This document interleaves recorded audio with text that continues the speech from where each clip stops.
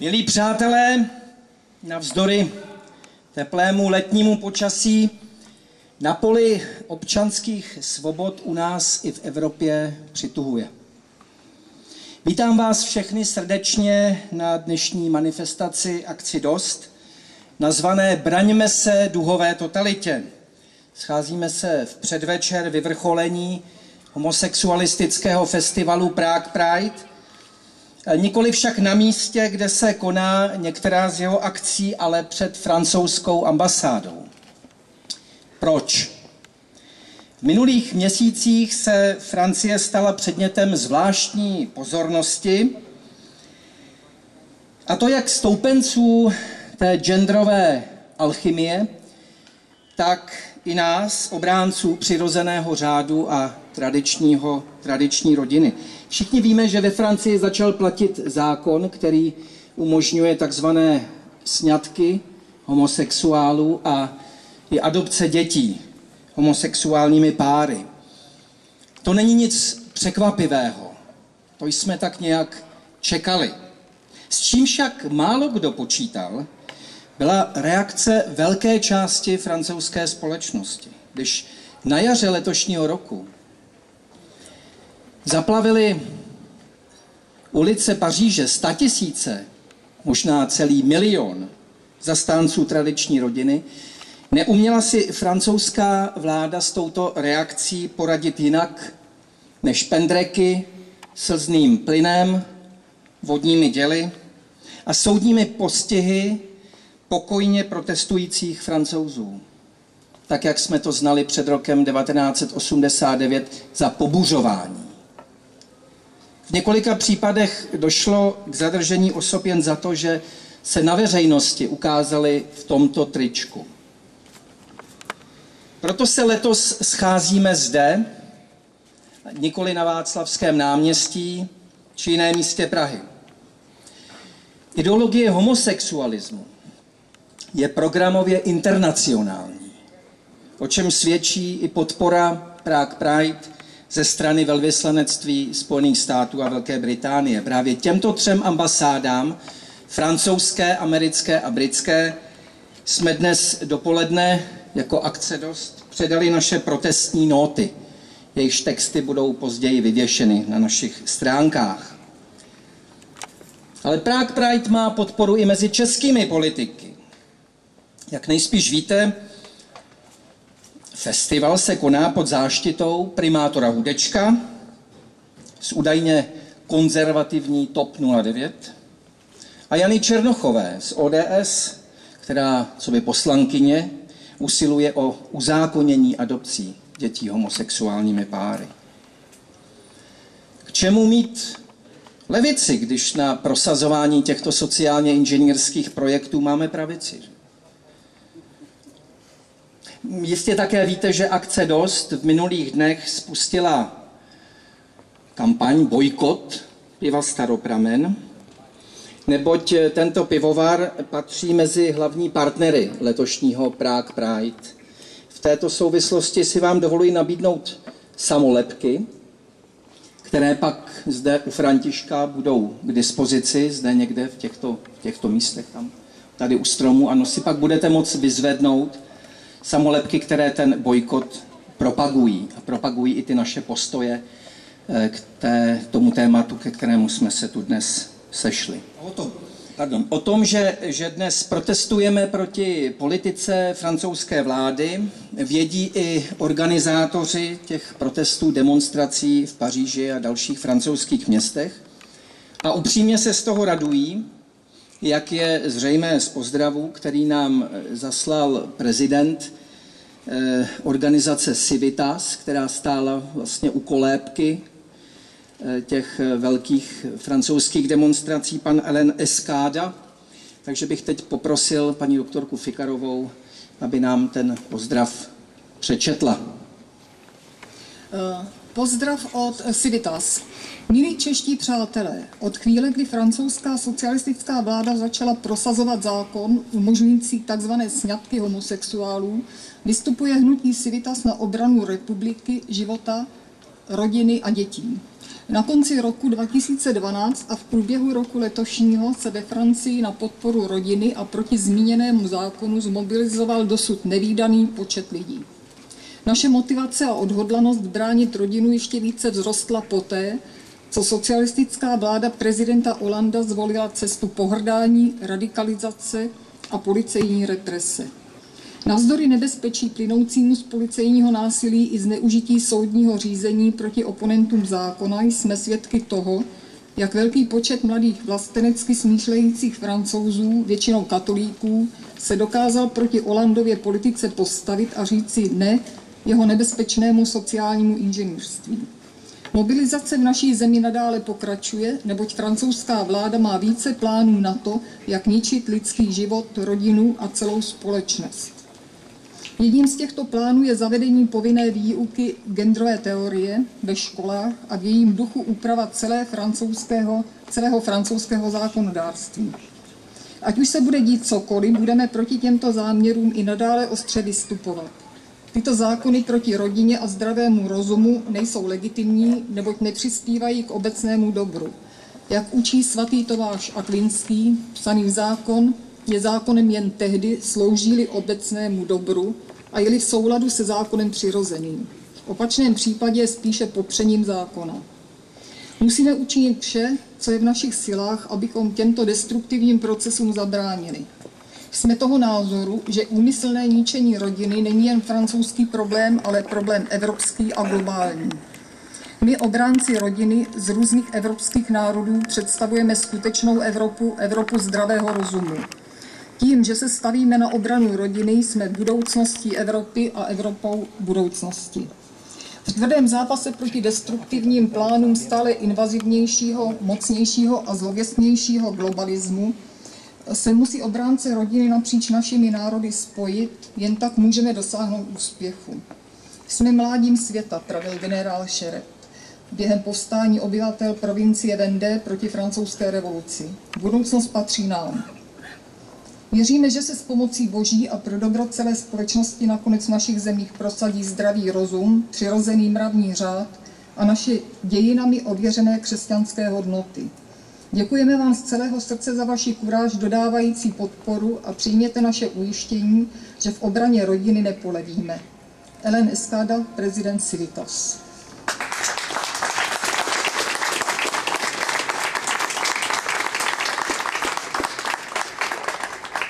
Nyní bych si dovolil požádat pana doktora Pavla Kutinu o první příspěvek.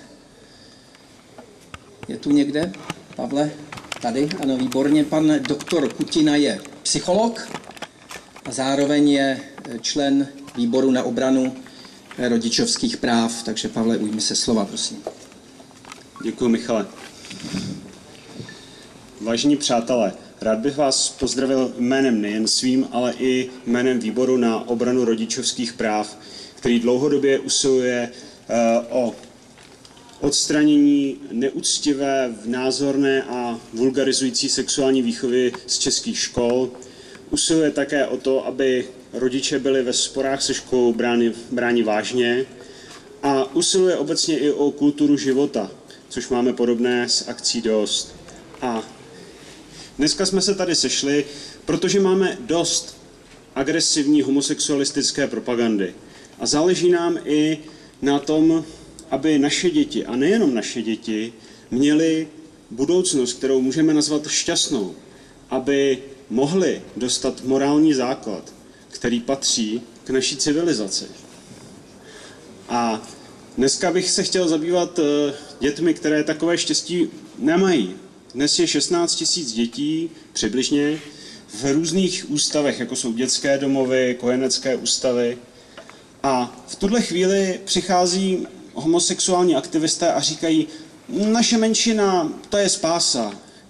A můžeme říct, že tahle skupina lidí je známá svými dlouhodobými pevnými vztahy, svým odmítáním drog, svým příkladným životem? Nebo je to spíš naopak? Nebo spíš tahle skupina lidí má veliký problém udržet vůbec nějaký vztah? Protože vychovávat děti to není na rok nebo na 3 roky. To je na 20 let. A děti, které prošly ústavem nebo týráním, potřebují tu péči mnohem větší. A často jsou enormní zátěží i pro rodinu, která je velmi pevná, velmi zdravá a stojí na silných základech a vyčerpají. Dokáží způsobit téměř její rozklad nebo i v nešťastných případech k němu dojde. A takovouhle zátěž na sebe chtějí brát lidé, kteří mají veliký problém zůstat spolu i bez jakékoliv zátěže. A my se ptáme, a co děti? Vždyť při adopcích dětí se říká, že děti mají právo na rodiče a rozhodně neplatí, že rodiče by měli právo na děti. To je i oficiální přístup všech psychologů v Čechách a dá se říct, že velkého množství po celém světě. Jde o to, aby dítě mělo rodinu, ve které může vyrůst. Ideální je, pokud je to jeho přirozená rodina, do které se narodilo a která mu může poskytnout všechno, co je potřebné. V horším případě pak rodina náhradní, která ale sdílí hodnoty, které mu v dalším životě budou pomáhat, které ho povedou dál, které mu budou oporou. A je to těžké chtít po někom, kdo má problém sám se sebou. A já si myslím, že potřeby dítěte nemůžeme měřit jenom materiálními potřebami, protože to by byly ideální ústavy, ve kterých jsou dneska. Oni tam po materiální stránce mají často mnohem víc než v rodinách. Ale přesto daří se jim tam lépe? Nedaří. Strádají tím, že nemají své místo v rodině, že oni nemají svého otce, který by byl tam s nimi, nemají svoji matku. Mají pouze tety, strýčky, kteří se různě střídají podle směn. A proto stát začal rozumnou iniciativu, že postupně chce tahle zařízení omezit a ty děti chce dostat do rodin. A naším cílem by mělo být, aby to byly rodiny zakotvené, aby to byly rodiny tradiční, protože jenom ty můžou být dobrým vzorem. Protože děti mají tendenci snadno si osvojovat špatné věci a mnohem hůř už jim to jde s věcmi dobrými, protože dobré věci často stojí úsilí. A proto potřebují dobrý vzor na dalších 15-20 let. A proto si já osobně, a věřím, že i členové VORPu myslíme, že je potřeba, aby adopci byli připuštěni lidé, kteří mají co těm dětem dát. A přes veškerý respekt k lidem, kteří mají jinou sexuální orientaci, tohle je už základní handicap. Základní handicap v jejich vztahu. A tam by děti neměly vyrůstat s tímhle handicapem. Navíc stát vynakládá veliké úsilí, aby pěstounů a adoptivních rodičů bylo dost. A já osobně můžu říct, že se mu to celkem daří. Možná to není ideální, možná to není podle původních plánů, které byly nerealistické, ale ten přesun od ústavní výchovy k pěstounské péči se daří. A ideální bude, když stát naplní i tu druhou část, o které často mluví, ale málo koná. A to je, místo aby rodiny rozbíjel, tak aby rodinám umožnil přežít, aby je podpořil v momentě, kdy jsou na dně, místo aby děti odebral a rodiče vyhodil. A v podstatě takhle považoval za ideální řešení. Stát by rodinu by měl podporovat, stát by měl stát na straně rodiny. A proto jsme tady dnes, aby jsme i my podpořili rodiny, aby my jsme podpořili tradiční pojetí rodiny jako jednoho muže, jedné ženy a jejich vlastních a případně adoptovaných dětí. A tak si myslím, že tohle je smyslem našeho shromáždění a tohle je náš vzkaz naší, ale i francouzské vládě. Děkuji.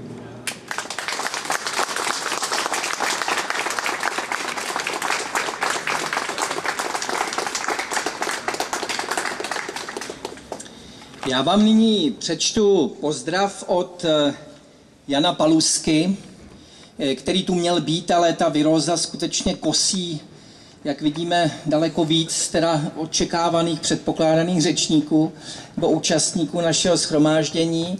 Nicméně přečtu vám jeho pozdrav. Jan Paluska byl donedávna členem ODS na Praze 2, kde se utkával s již zmíněnou Janou Černochovou o další orientaci, když už tady mluvíme o těch orientacích, tak o orientaci ODS, a když tedy zjistil, že je asi už beznadejně ztracená co do hájení nějakých konzervativních hodnot, tak z ODS vystoupil. A naopak v ní zůstávají lidé, jako je Jana Černochová. Dobrý večer, vážené dámy a vážení pánové. Dostalo se mi té cti, že mohu dnes oslovit jménem přípravného výboru politického hnutí Volba pro Prahu před tímto shromážděním lidí, kteří sem na Velkopřevorské náměstí přišli vyjádřit svůj nesouhlas s akcí, která právě probíhá v ulicích našeho hlavního města, tedy s akcí Prague Pride. Nejdříve mi dovolte vzdát vám všem přítomným hlubokou úctu za to, že jste dnes přišli vyjádřit svůj názor. Nenechte se mýlit, i tak prostá a pro demokracii zcela základní věc, jako je veřejná proklamace svých postojů, je v dnešní podivné době aktem osobní statečnosti. Možná více než kdy předtím, jak nám ostatně obrázky z francouzských ulic dokazují. Svoboda se pomalu, ale jistě vytrácí z našich životů a proto mě skutečnost, že stále nemálo lidí této země je ochotno vyjádřit svůj názor, navzdory mnohým protivenstvím naplňuje opravdovým pocitem radosti. Nezlehčujme proto význam našeho dnešního setkání, je důležitější, než by si možná mnozí z vás chtěli připustit. Zítra se uskuteční ona tolikrát zmiňovaná akce Prague Pride, pochod Prahou. Jde o veřejnou prezentaci síly skupiny lidí, kteří se svorně hlásí k jedné jediné myšlence, a tou je společenská revoluce. Při obhajobě jimi proklamované nutnosti oné revoluce často slýcháme slova jako svoboda, právo či tolerance. V jejich podání se ovšem jedná o toleranci s obušky či vězněním. Já však o toleranci vtlučenou do hlavy nestojím. Ani o svobodu v podání aktivistů LGBT komunity nemám zájem. Svobodně si mysli, co chceš, ale běda, jak se nám to nebude líbit. S takovou svobodou běžte, moji milí aktivisté, k čertu. A co se domnělých práv týče, ať už na cokoliv, nebo co si budeme povídat, požadavky revolucionářů se mění každou chvíli a já již nejsem schopen je všechny registrovat, zastávám názor svatého Tomáše Akvinského, že totiž žádný lidský zákon nemůže být v rozporu se zákonem přirozeným, který byl dán všem lidem při stvoření a je odvozen od zákona Božího a jako takový je nezměnitelný. Nezatracuji homosexuály. Naopak, chovám v hlubokém obdivu lidi, kteří této nemoci dokáží důstojně čelit a žít v souladu s přirozeným řádem naší anticko-křesťanské civilizace. Ovšem domnívá-li se někdo, že si bez odporu nechám neomarxisty diktovat, jak mám žít v zemi svých předků, čemu věřit nebo co si myslet, velmi se přepočítal. Na závěr mi dovolte se rozloučit nejen tady s vámi, ale i na dálku s francouzskou veřejností, kterou ještě díky Bohu neumlčely obušky socialistické policie citátem Františka Palackého. Zapravdu je různá sazba, jednou pomník, jindy vazba. Kdo jí řekne dřív než včas, tomu pravda zláme vás. Jak trefné pro dnešní dny. Tak ať nemají dlouhého trvání. Váš Jan Paluska.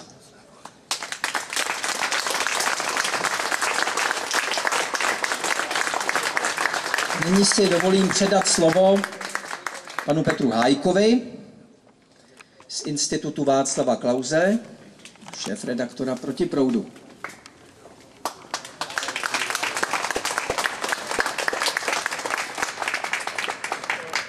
Dobrý večer, pochválen buď Pan Ježíš Kristus. Já jsem přišel, abych primárně vyřídil pozdravy od Václava Klause, tak jako jsem to učinil loňského roku na Václavském náměstí, kdy ten apel nebo ten pozdrav zněl poněkud zvučněji, neboť se jakoby snášel z Pražského hradu. Dnes se z Pražského hradu snáší něco jiného, ale ten pozdrav chci zopakovat a vyjádřit nebo předat to, co Václav Klaus mě řekl a co ostatně celou svou politickou a lidskou kariérou dokládá, že je přesvědčen, že shromáždění, jako je toto, byť na pohled malé, byť na pohled nevýznamné, byť na pohled okrajové, má obrovský význam v tom, že se vůbec koná.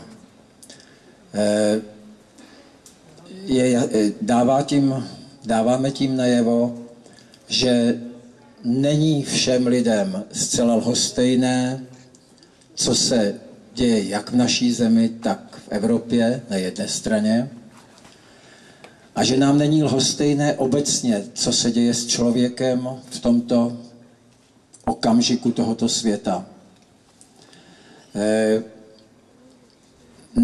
Akce Dost není ve smyslu politickém žádnou stranou, nekandiduje v žádných volbách,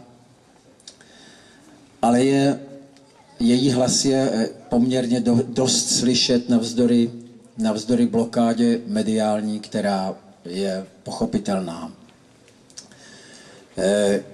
Právě organizátorům Akce Dost a všem účastníkům tedy patří pozdravy na Václava Klause a jeho podpora této akci, kterou opakovaně vyjadřuje. Já za sebe bych chtěl se jenom kratince zamyslet nad dvěma skutečnostmi, které tento okamžik rámují, řekl bych. Obecně je to postupující rozklad a rozpad toho, čemu jsme začali říkat tradiční hodnoty, abychom se vyhnuli nějakému ostřejšímu výrazu. Já jsem přesvědčen, že jde o rozpad a rozklad civilizace, která vyrostla a 2000 roků rostla na kříži z Golgoty. Je tedy pochopitelné, že právě akce typu Prague Pride jsou namířeny hluboce a zásadně proti tomuto civilizačnímu poselství. Je otázka proč. Co pak nechtějí konec konců všichni lidé žít spokojeně, prožít život v nějakém souladu sami se sebou a s ostatními a nakonec zúčtovat svůj život tváří v tvář Stvořiteli? Asi by chtěli, ale vzhledem k tomu, že tato společnost v širším smyslu slova, tím myslím i společnosti v ostatních evropských zemích, nejprve o Stvořiteli pochybovali a pak na něj z větší části zapomněli, ocitli se v hodnotovém vzduchoprázdnu. Toto vzduchoprázdno je na pohled docela pohodlné, na pohled docela veselé a skýtá možnost nebo možnosti, které tu vlastně předtím asi historicky ještě nebyly. Užívat tohoto světa úplně bez omezení, jakkoliv. Právě to je to zhoubné a není to vůbec poprvé v dějinách ani této civilizace, ani civilizací předtím, kdy právě takovéto věci rámovaly zánik těch civilizačních celků. My víme, mnozí, kteří tu jsme, že asi nikoli náhodou většina z nás, kteří protestujeme proti tomuto hrozivému rozbíjení základů civilizačních máme hlubokou víru. To je právě ta kotva, která rozděluje ty dva základní postoje. Není také náhodou, že právě proto jsou akce, jako je tato, a všechny názory a všechny postavy, které by ji případně podpořily, různě nálepkováni či blokováni v jejich případných sděleních veřejnosti. Já o tom něco, o těch mediálních věcech vím, vlastně se jim věnuji téměř, určitě většinu svého života. A vím velmi dobře, že právě média jsou nástrojem toho rozbíjení těch civilizačních základů, o nichž hovoříme. Důsledek je psychologicky vzato deprimující. Lidé, jako jsme my, se připadají izolovaní často. Velmi neradi se o sobě dozvídají, že jsou extremisté.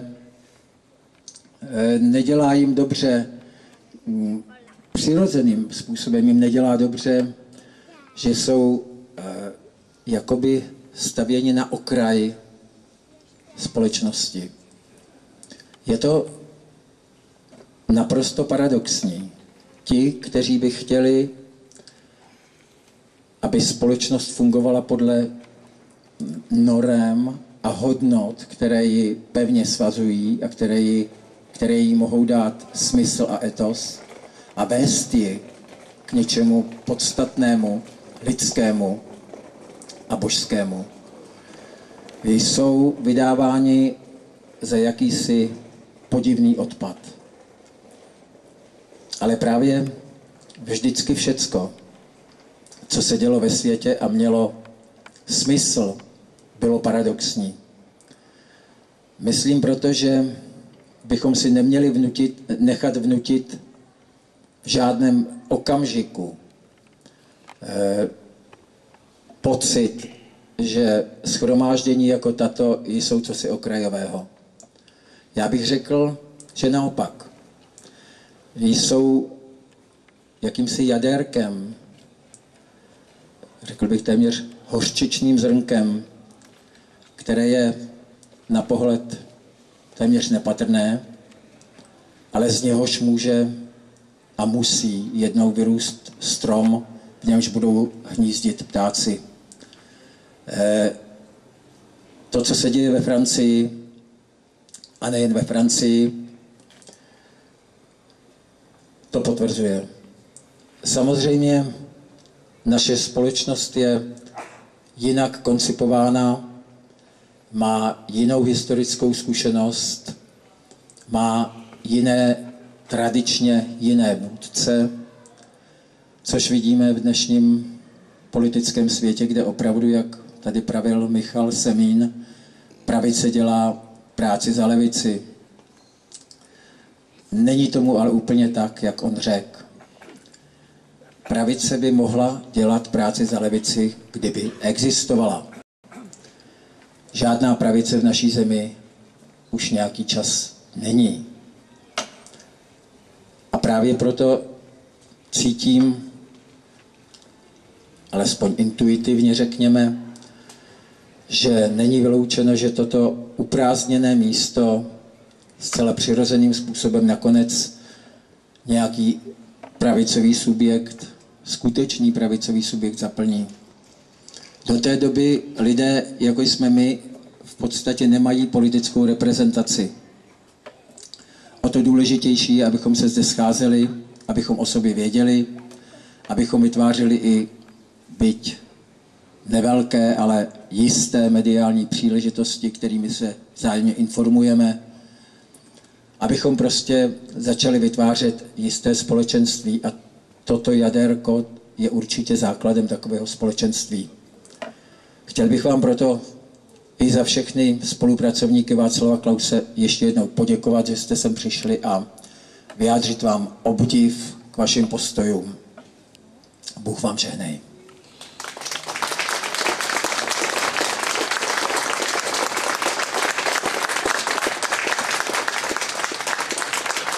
Děkujeme. Jsou to samá vážná témata a je to pochopitelné. Doba je vážná a i toto téma je vážné a nicméně mě to, mám takovou potřebu to malinko zlehčit. A tak se s váma podělím o jednu historku z dnešního dopoledne. Otázka je, jestli skutečně to teda tu atmosféru zlehčí, ale chvíli jsem se tomu i smál. Když jsme poté, co jsme předali protestní notu zde, což představovalo asi půlhodinový rozhovor s prvním radou, se přemístili k americkému velvyslanectví. Tam se nám, tak jako v letech minulých, nikdo nevěnoval. Tam ani velvyslanec, ani nikdo jiný. Je tam stále ten stejný úředník, policista, něco mezi tím, zaměstnanec té ambasády, který nevím, jestli žije. Má kamennou tvář, sice se pohybuje, ale nikdy jsem neviděl žádný jako pohyb v jeho tváři. A toho jsem tedy oslovil se žádostí, zda nám někdo vyjde vstříc a zda budu moci předat tu protestní notu. On teda s tím kamenným pohledem řekl, ne. Tak, dobře, jak to mohu dát vám? Jo. Tak jsem vytáhl ty desky a on vytáhl z kapsy jakýsi předmět, nedokážu ho přesně identifikovat a řekl, já to očipuju. A teď takhle jezdil po těch deskách s čímsi. A pak vytáhl z druhé kapsy igelitový pytlík a takhle mi ho nastavil, abych tam teda tu naši notu vložil do toho pytlíku. A pak se ztratil. A já jsem se smál v tu chvíli a pak jsem se ale vybavil, jak jsem tam ještě v roce 88-9 chodíval do té knihovny na americkou ambasádu, jak mě tam perlustrovali policajti a tam seděli tam naproti, neustále s kamerou to snímali. A já jsem si myslel, že tam chodím, že si prohlížet a pročítat knížky do země svobody. A já měl dneska pocit, že jsem u ambasády Sovětského svazu.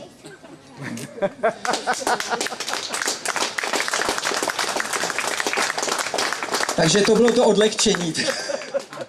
A teď bych prosil pana Petra Jurčíka z Mladých křesťanských demokratů, kteří, jak jistě dobře víte, zítra pořádají pochod pro rodinu, ale Petr nám o ní určitě poví v tom svém pozdravu. Petře, prosím. Příjemný dobrý podvečer, vážené sestry, vážení bratři, vážení konzervativní přátelé. Rád bych vás pozdravil za Mladé křesťanské demokraty občanské sdružení, které zítra pořádá již 4. ročník pochodu pro rodinu, který se stejně jako každým rokem koná v Praze, teda až na ten 1. ročník, který byl v Brně.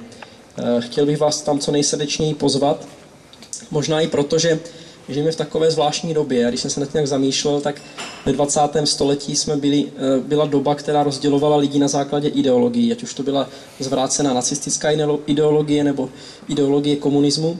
Nyní žijeme v 21. století, kdy nějakým způsobem tyhle ideologie už se překonaly, už se překlenuly a naopak zase vystávají nové ideologie úplně odlišné. Jestli je to ideologie genderové korektnosti, nebo je to ideologie smýšlení na základě sexuálního přesvědčení a sexuální orientace. Já bych uvedl takový příklad za všechny, když teda teďka nebudu mluvit jenom o té Francii, která je vám všem určitě dobře známa.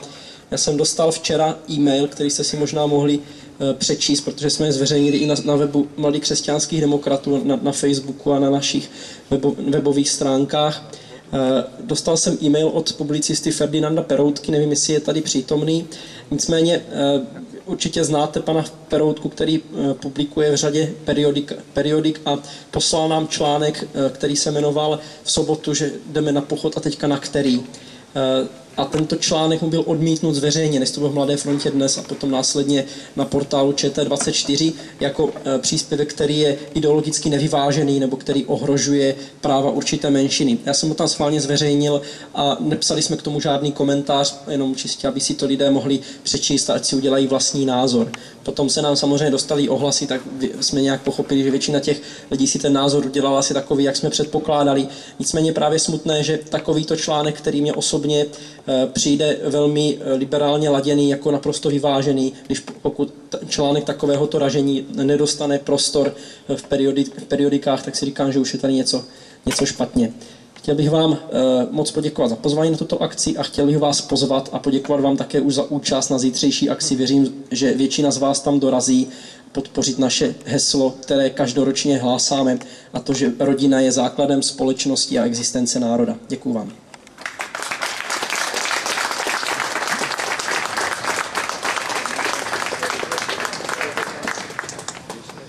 Dnes nás přišli podpořit také čeští monarchisté z monarchistického občanského sdružení MONOS, tak to jistě potěší naše přátelé royalisty ve Francii, až si to video prohlédnou, pokud jim to někdo přeloží do francouzštiny. Tak prosím, Bohumil Šourek. Já celkem jsem rád, že se tu scházíme právě před francouzským velvyslanectvím, tak mi dovolte nejdřív začít s osobní vzpomínkou. Já jsem se přiženil do Prahy v roce 89 a v červenci toho roku jsem tady procházel kolem zahrady a kolem velvyslanectví a slyšel jsem ze zahrady zpívat skupinu Spiritual Quintet. Tak jsem získal takovou dobrou náladu, uvědomí působení tehdy politického prezidenta Mitterranda a vzrostla ve mně určitá naděje. No, částečně se brzy splnila, ale naděje jaksi rychle pohasly. Já prosím pana Semína, ať mi teď přinese ten psaný projev.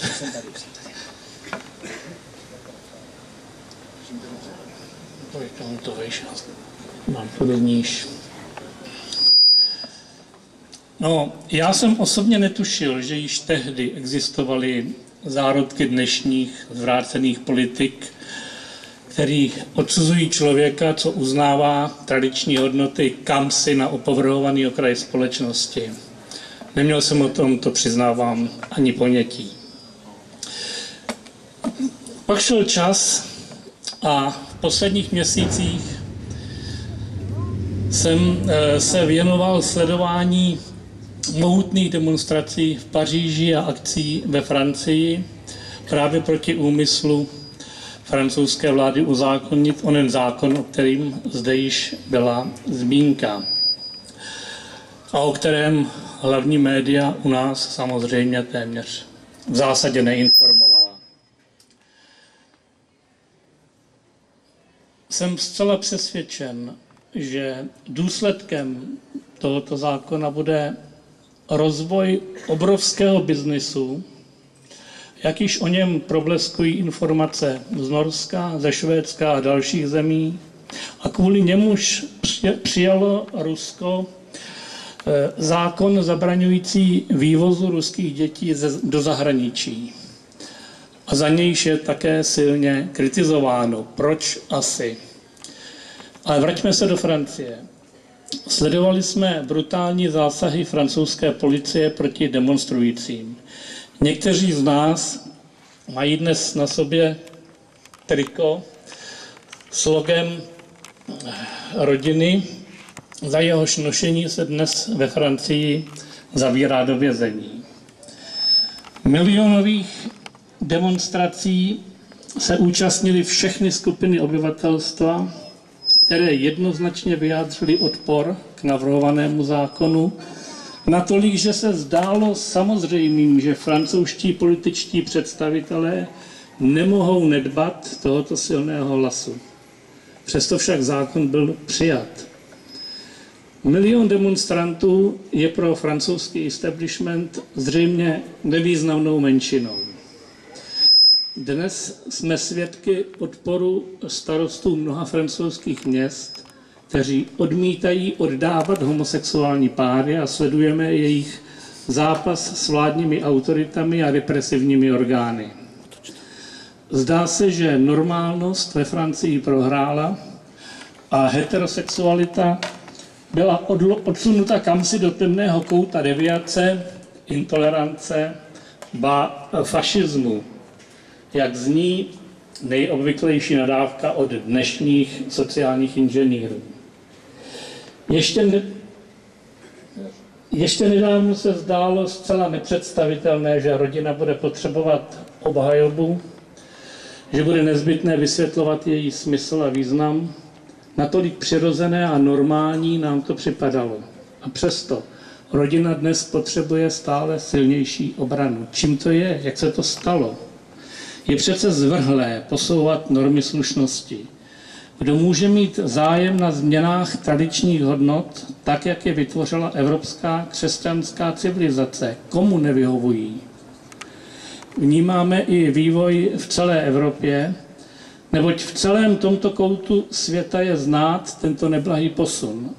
A jako Mao Tse-tungova kulturní revoluce byla o všem možném, jenom ne o kultuře, tak ani tento počin neznamená jakési obohacení a osvobození, jak jsme od současného establishmentu masírování. Jde o rozšíření svévole a úpadku. A začátek toho všeho je ve Francii. Francouzi nejprve zavrhli ve jménu svobody, rovnosti a bratrství svého krále, aby ho nakonec i s královnou zavraždili. Ve stejném pokryteckém volání o svobodě, rovnosti a bratrství rozpoutali teror, před nímž blednou jakékoliv skutky předchozích králů. Decimace obyvatelstva Vendée, které se tehdy postavilo novým pořádkům a odmítlo zavrhnout Boha, tradice a selský rozum, zůstává dodnes tvrdou obžalobou, která křičí tím více, čím více se o něm nemluví. S bratrstvím na rtech změnili revolucionáři Vendée na hřbitov. V takzvaných demokratických médiích i v historických pracích neustále slyšíme odsuzující slova o katolické inkvizici. Lze však srovnat na 300 000 vendéských obětí během nějakých 2 let s počtem nějakých 1000 obětí inkvizice za 500 let. Od té doby trvá snaha nových a nových revolucionářů o nápravu světa podle jejich představ. Bez jakékoliv schopnosti nahlédnout zlo, jež za sebou zanechávají. Stále nové a nové představy o ráji, který už vybudují. K realizaci je hlavně třeba zničit vše, co fungovalo celá staletí. Zatím my nespokojení nejsme vystaveni fyzické likvidaci jako mučedníci z Vendée a miliony dalších obětí revolucionářských snů. Ale tak jako vandéští byli nejprve nazváni loupežníky, aby si revolucionáři ospravedlnili nemilosrdný teror, i my jsme dnes označováni nadstiutrhačnými přívlastky, mezi nimiž je slovo fašista jen do počtu. Proud urážek je má přesvědčit o jejich pravdě.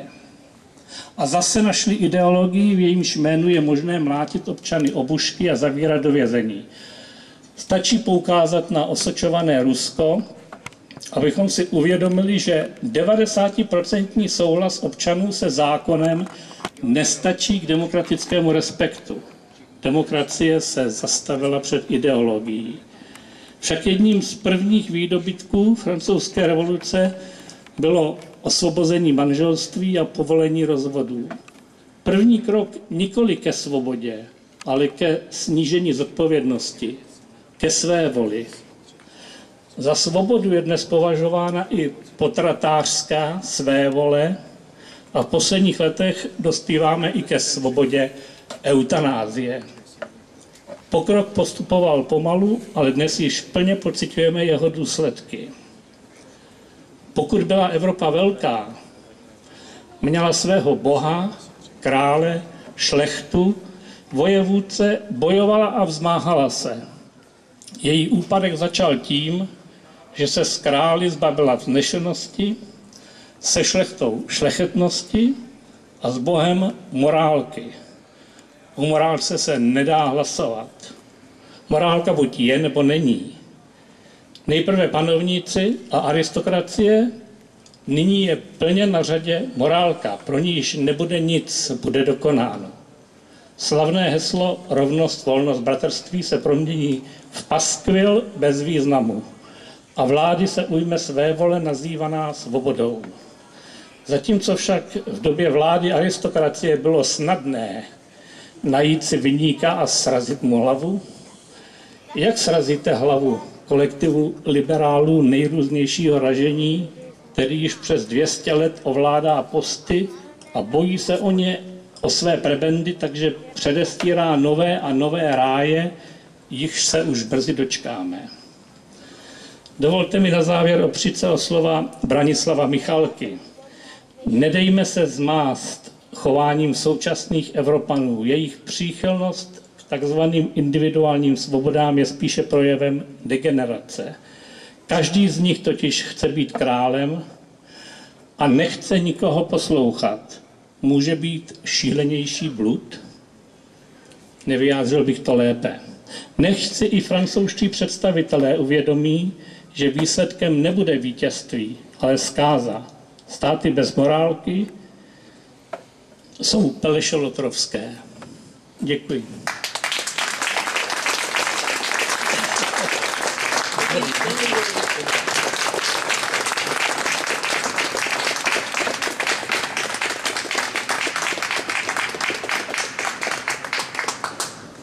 Známý český herec a daber Zbyšek Pantůček, jinak též signatář manifestu Dost, se v minulých dnech vyznamenal tím, že u příležitosti toho našeho dnešního setkání spolu ještě s jedním dokumentaristou vytvořili krátký videoklip, který běží po internetu. Já jsem přesvědčen, že naprostá většina z vás ho viděla, ale určitě mi nebudete mít za zlé, když poprosím Karla, aby nám ho připomněl. Dáme to spolu dohromady. Jenom na chvilku. Třeba jen pro ten dnešní den.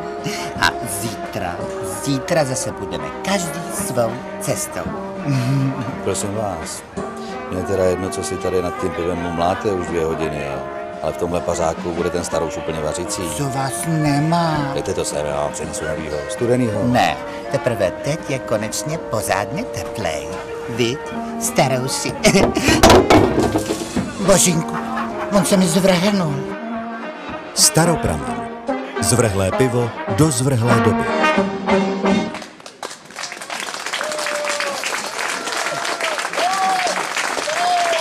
Jany, Zbyšku, jste tady? Není tady Zbyšek někde? Tak, takže, přátelé, dovolte mi nyní, abych požádal o slovo Radima Ucháče z Hnutí pro život.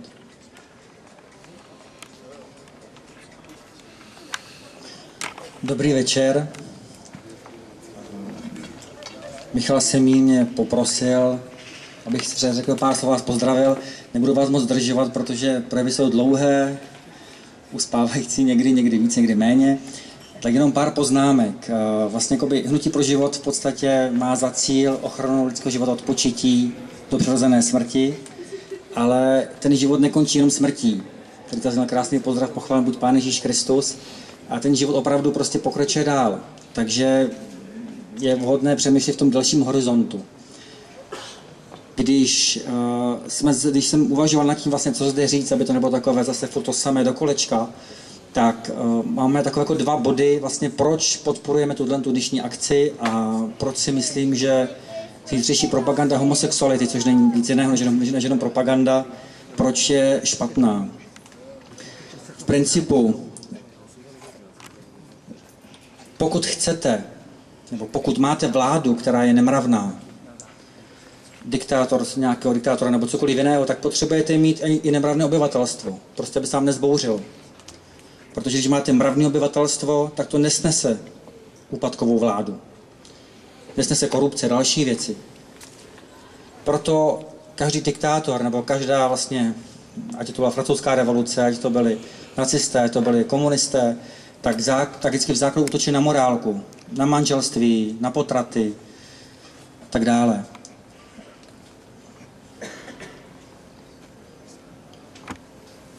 Takovým tím hlubším motivem, to znamená, že, abych se k tomu ještě vrátil, ten hlavní důvod podle mě pro běžný dnešní vládce je rozložit národy v Evropě, v Americe, po celém světě, aby potom s chutí přijali novou vládu, světovládnou. A moc se nebránili. Druhý takový důvod je, si myslím, takový hlubší a taky s tím souvisí, je v podstatě taková dětinská touha vzbouřit se Pánu Bohu. Prostě budeme jako Bůh. My určíme, co je správné, co je špatné, jestli chlap s chlapem, nebo chlap s ženskou, anebo ve třech. Prostě na nás to záleží, co se odhlasujeme, to budeme mít. To se mezi samozřejmě týká i v jiných oblastech, ať je to eutanázie, ať jsou to potraty. My určíme, kdy začíná lidský život, kdy bude končit. Je to vlastně hranice na Boha a já bych vás chtěl povzbudit.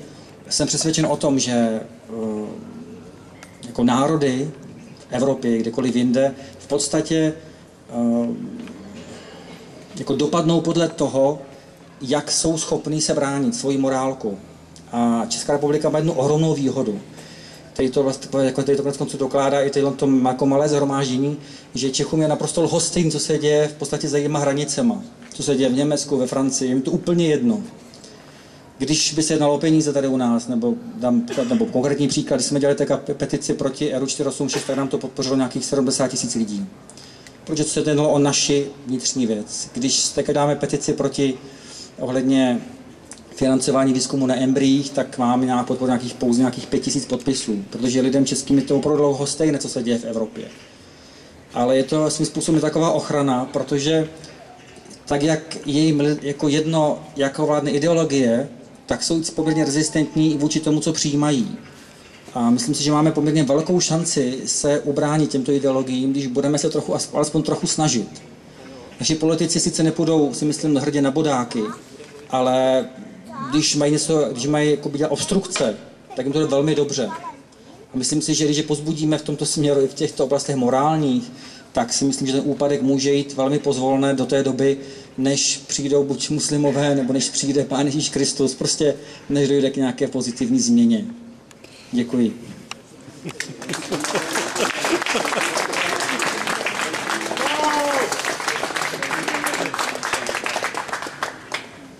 Já bych nyní poprosil pana Papaziana z Unie otců.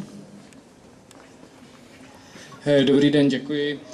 Unie otců přes 20 let poukazuje na to, jakým strašným způsobem tady funguje justice, sociální právní ochrana dětí, advokáti, soudní znalci, v podstatě systém, který ničí rodiny.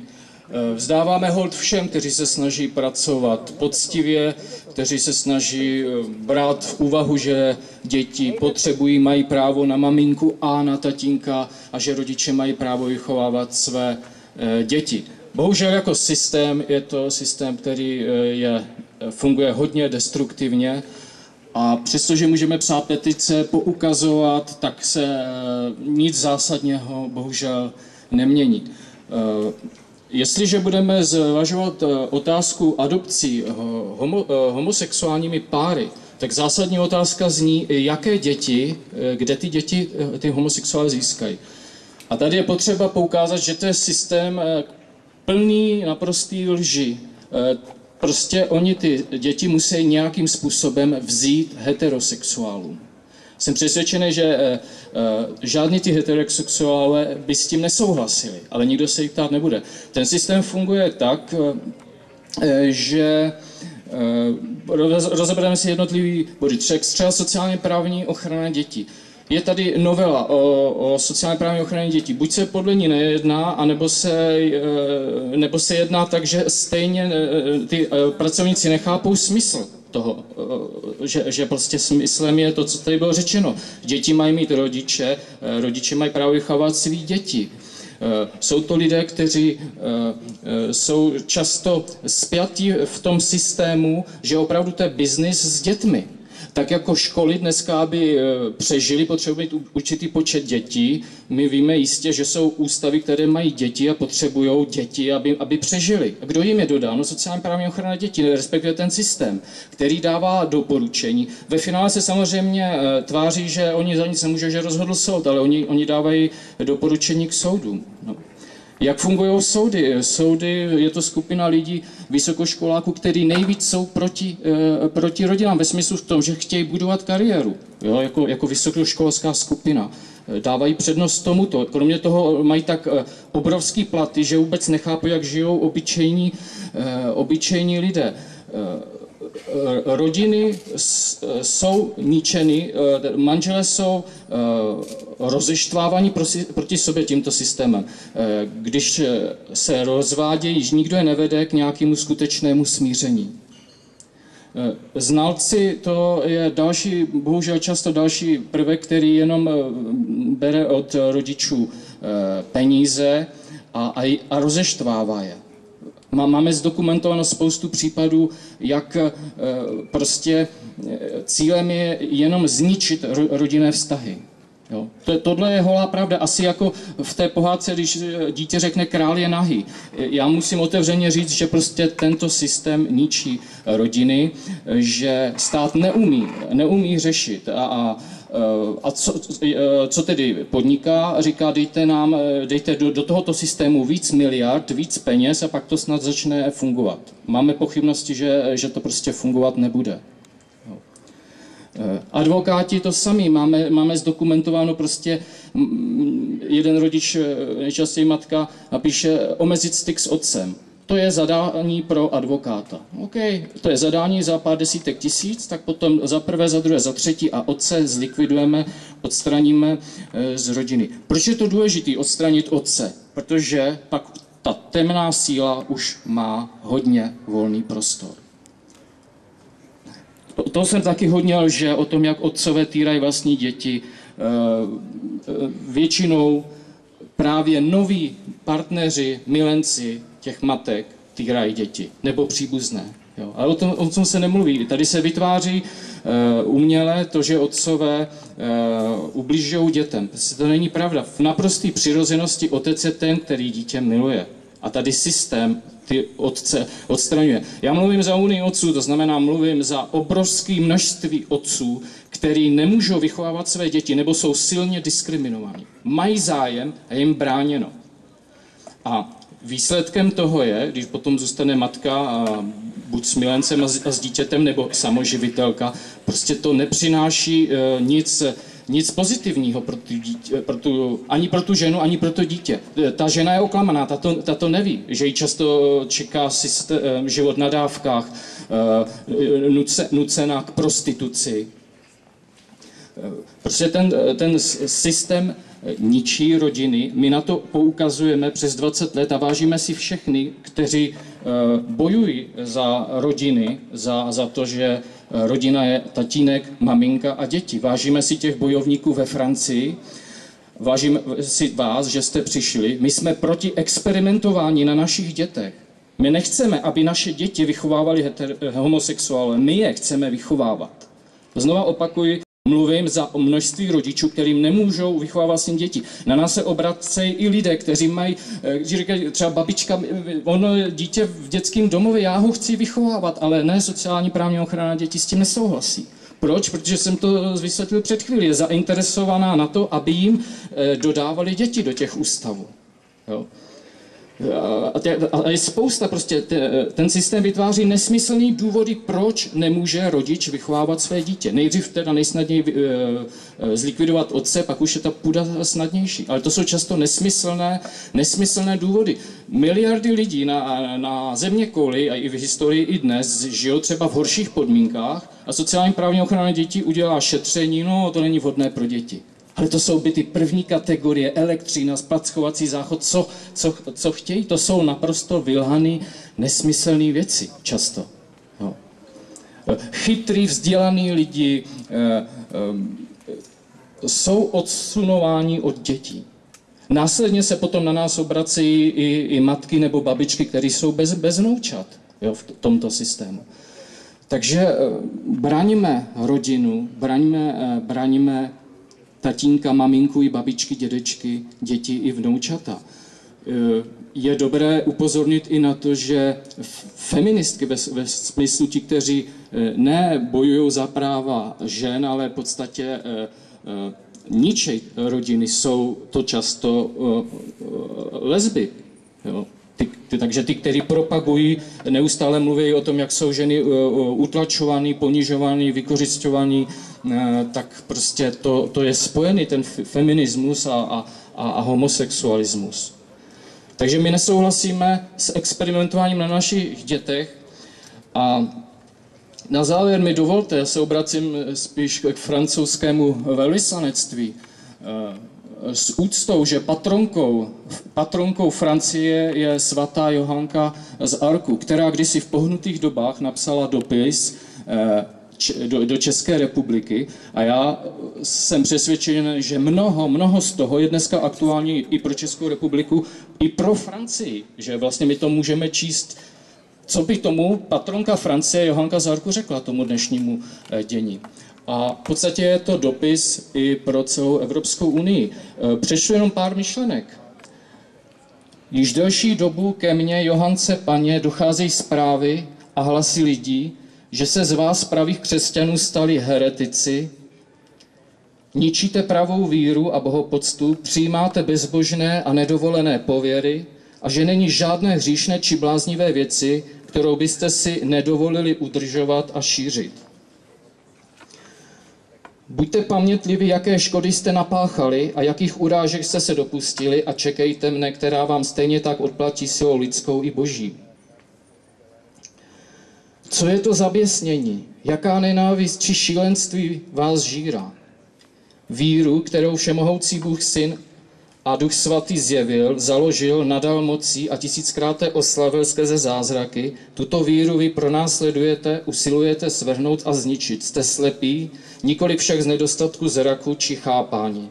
Myslíte si, že uniknete trestu, což pak nevíte, že se Bůh postaví proti vašim bezbožným snahám a nedovolí vám setrvat v temnotě a omylu? Čím více se budete oddávat zločinu a rouhání, tím větší na vás čekají tresty a utrpení. To píše patronka Francie svatá Johanka z Arku. Děkuji vám za pozornost.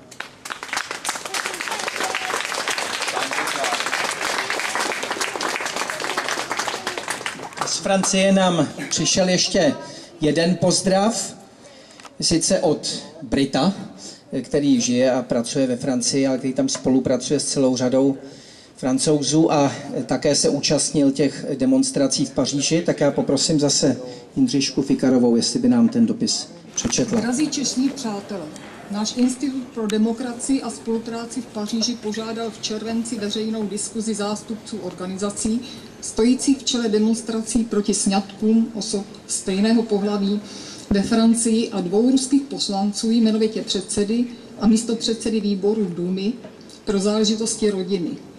Cílem tohoto setkání bylo upozornit evropskou veřejnost na skutečnost, že Rusko v otázce homosexualismu se vydává opačným směrem než mnohé státy EU, včetně Francie a Velké Británie.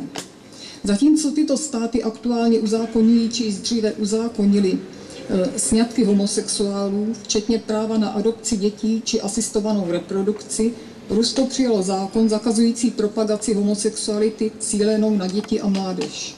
Tento zákon je téměř totožný s normou přijatou ve Velké Británii v roce 1988 za vlády Margaret Thatcherové, jejíž platnost byla zrušena až za vlády Tonyho Blaira v roce 2003.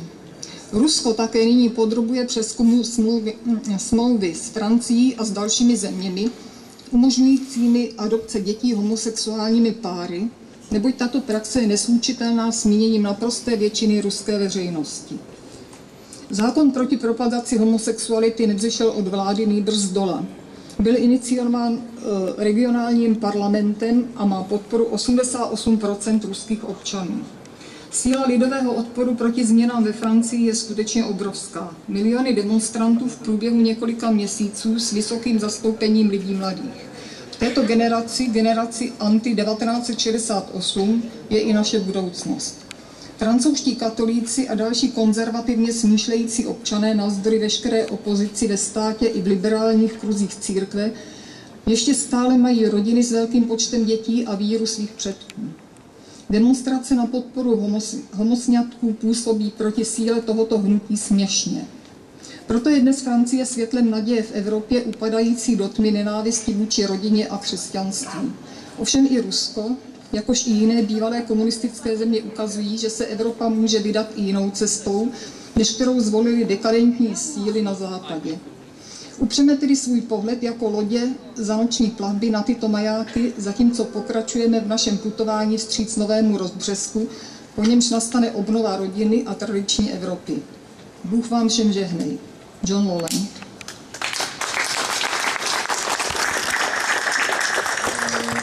Dovolím si v té souvislosti vám přečíst pozdrav pana Ivo Strejčka, poslance v Evropském parlamentu za ODS, jestli to tedy ještě stále platí, protože myslím, že mu hrozí vyloučení každým dnem za údajný klauzismus.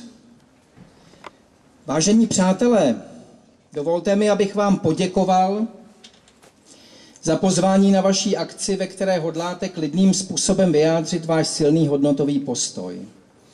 Nemohu tu dnes bohužel s vámi být, neboť jsem na předem slíbené akci v rakouském Salzburgu. Velmi vás zdravím a věřte mi, že jsem na dálku velmi intenzivně s vámi.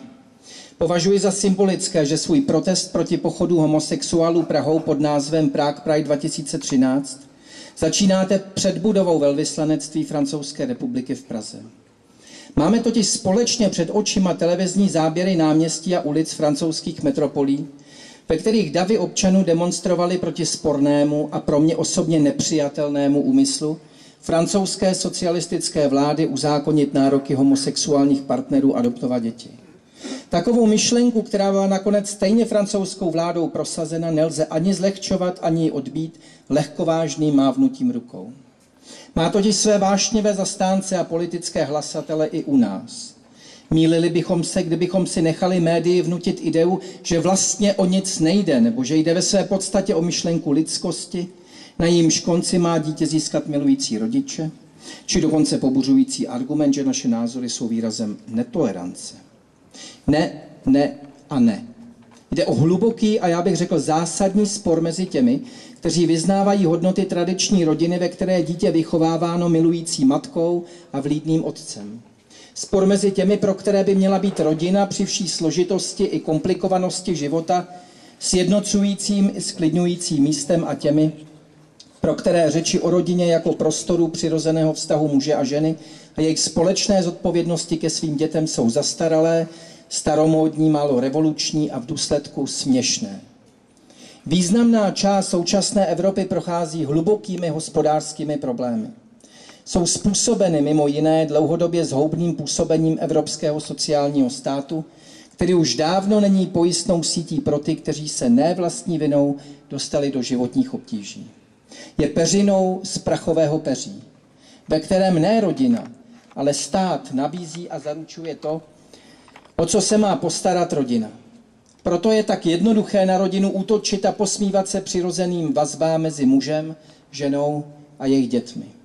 Zdá se být nepotřebná, neboť roli rodiny přece zastane stát.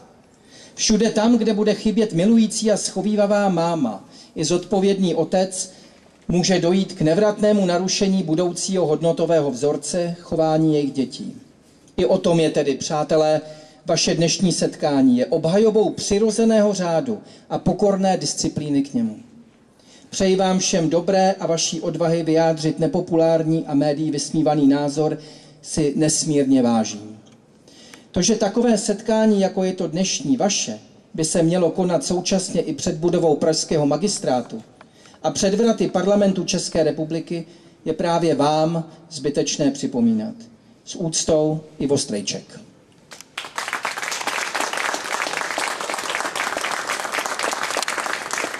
A nyní požádám už o závěrečné slovo, předtím než shlédneme ten krátký film z francouzských demonstrací místopředsedu akce DOST Petra Bahníka.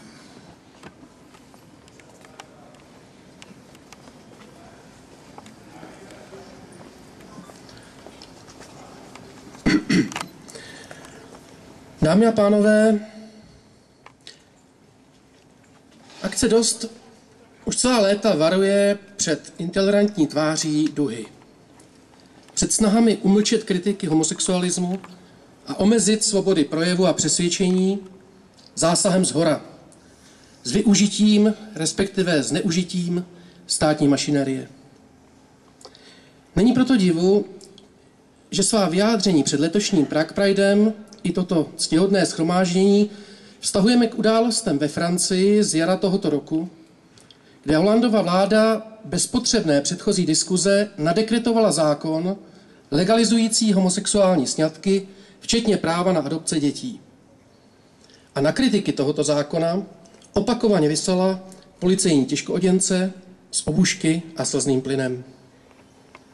Je to přesně to, před čím jsme varovali. Akce DOST vydala v posledních týdnech 6 textových dokumentů k problematice homosexualismu. A ve všech těchto textech zmínila francouzské události. Česká mainstreamová média z těchto textů občas citovala.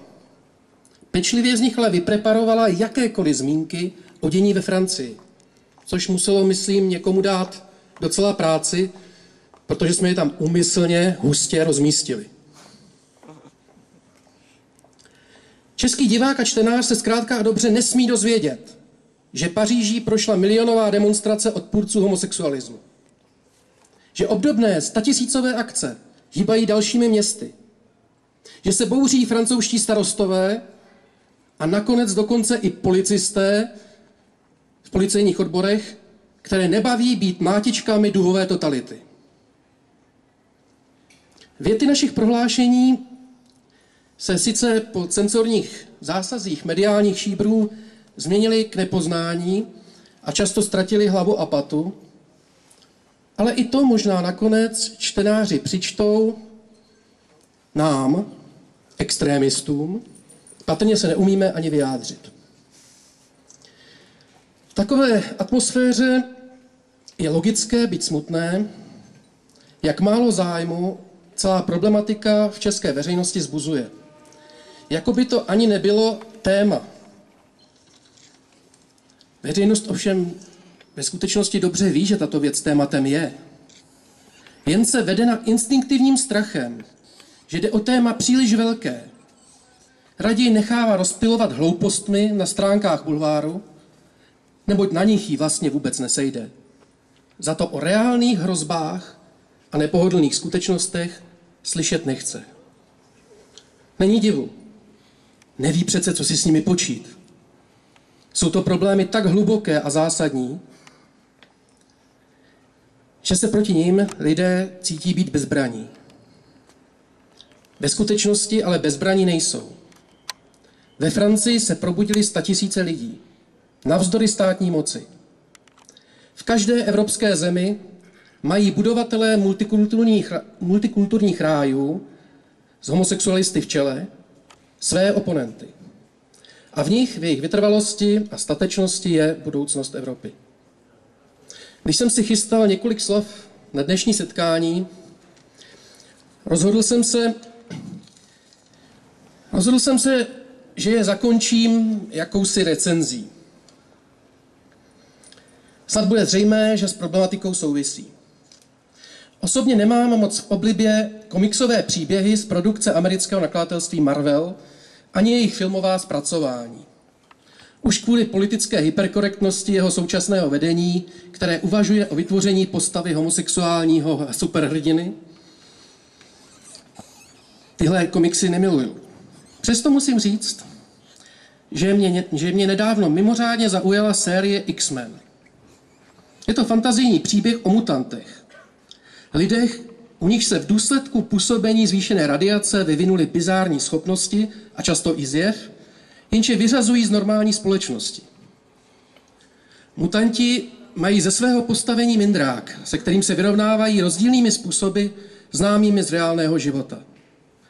Buď se naučí žít svědomím svého problému, nezahořknou na společnost normálních lidí, cítí se její součástí, chtějí se pro ní angažovat, nebo se naopak uzavřou do své komunity, prohlásí svou divnost za přednost a začnou navzdory dobrotivým proklamacím normální společnost nenávidět a usilovat o její destrukci pomocí sil, jimž vládnou. Tmavomodrá mutantka Raven se šupinatou kůží a červenými vlasy přestala jednoho dne svou podobu maskovat a prohlásila: jsem taková a jsem na to hrdá. Inu coming out. Šla s barvou ven. V jejím případě indigovou. A s tímto hystericky přehrávaným sebevědomím se přidala k záporným mutantům. Jejich nenávist normálním lidem má své konkrétní důvody. To je dobré si uvědomit.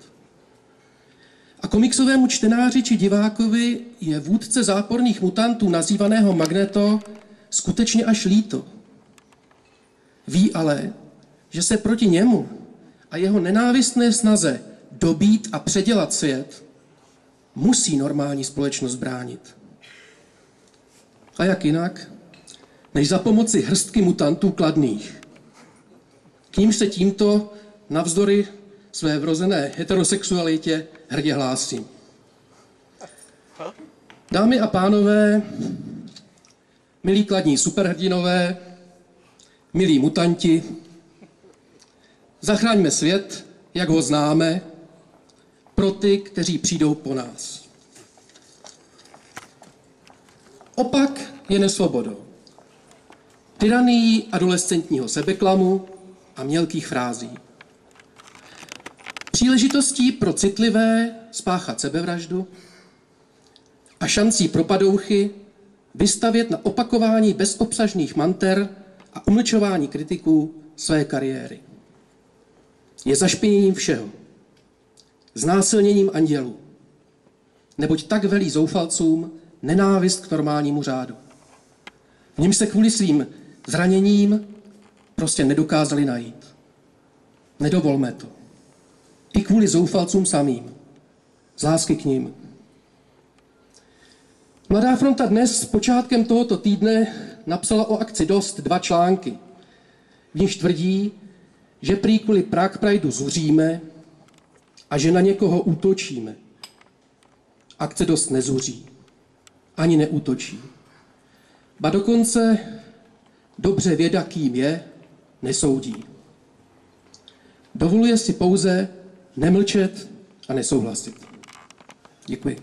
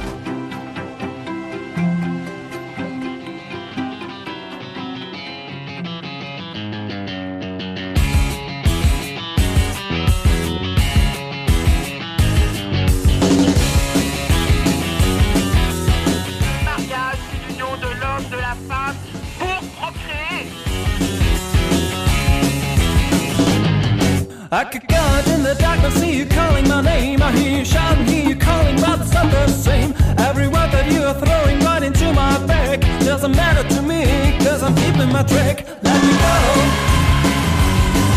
Let me go. Let me go. Stop talking, let me go.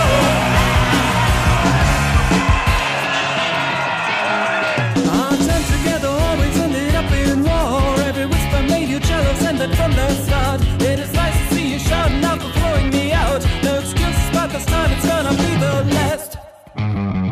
Let me go. Let me go. Let me go. Oh, baby, let me go.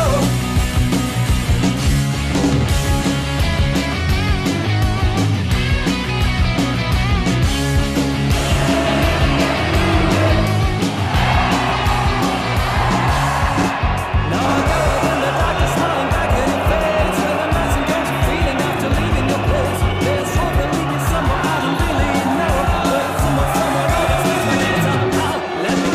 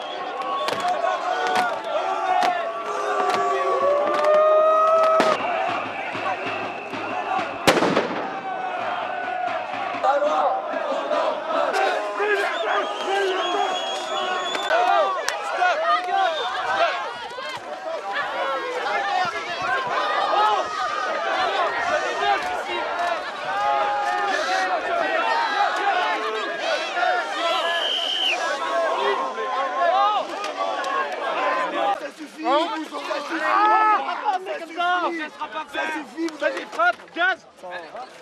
Oh, il l'étrangle là. Allez, tenez-le. Tenez-le. Faut pas... Oh, qui vous ment. On y va.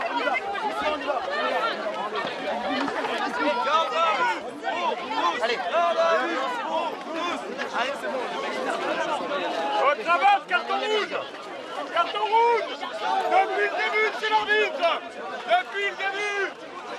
C'est interdit les cravates. Carton rouge. Par là. Arrière. Allez, fort les gars.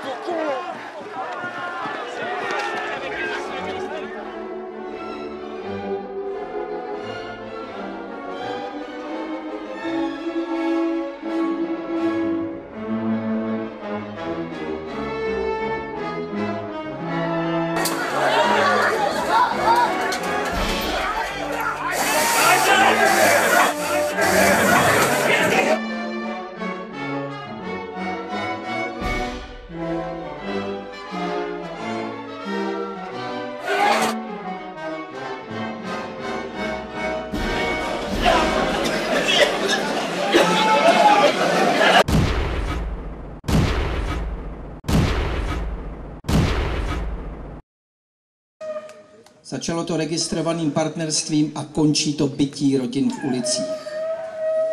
Jestli chceme zabránit tomu, aby se toto odehrávalo i v jiných evropských městech, jestli chceme zabránit tomu, aby se to odehrávalo v Praze, tak si vezměme příklad z Francouzů, který v tak hojném počtu vyšli bránit přirozený řád a tradiční rodinu. Nás tu zdaleka tolik není. Ale věřím, že ve chvíli, kdy si Češi uvědomí, že jim tento režim chce odebrat děti, že tento režim chce zavést novou totalitu, že i Češi se tomuto nebezpečí postaví. Takže hlavu vzhůru, svatá Johanko, oroduj za nás. A děkuji vám všem, že jste přišli. Naschranou.